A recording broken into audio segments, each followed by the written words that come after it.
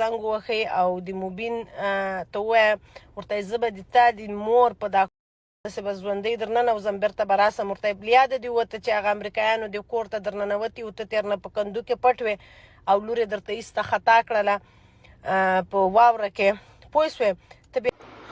ملګرو په دې ویډیو کې ډاکټر فوزي ویل چې مونږ یو تنظیم هم جوړ کو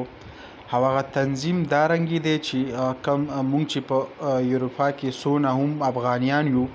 مونږ به داسې خپل پنډونه او چاندې راټولو او په افغانستان کې چې چاته هم خطره وي یعنی لکه اوس چې وایي څنګه جنرال موبین دمکیانې ورکړي چې د چا کم فیملی چې دي هغو ته به زه نقصان رسوم نو دا خلک به هم مونږ د افغانستان نه یورپ ملکونو ته راړو او دا بله خبره دا ده چې مونږ به طالبانو ته یو خطر هم جوړو په دې پنډ په ذریعې سره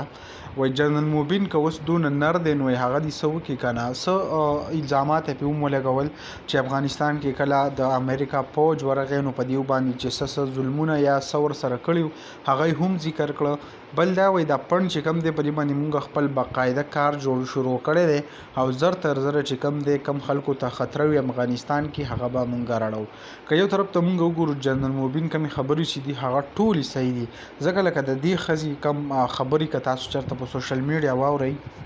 نو دا چې پکې کم رد و فساد غول خوري که نه نو هغه هم ډېر زیات افسوسناک دی دا لا بلکې ډاکټر هم ده او داسې قسم حرکات کوي نو ډېر زیات د شرم یو افسوس مقام دی جنرال موبین سره چې کم دی هغه ټول پښتانه ولاړ دي او وایي چې آیا جنرال موبین چې څه وایي د فحاشۍ ختمولو دپاره هغه به مونږ سپورټ کوو نو دغه لنډه شان ویډیو به تاسو سره هم شریک کړئ انشاءالله بل ویډیو کې ملایو الله حافظ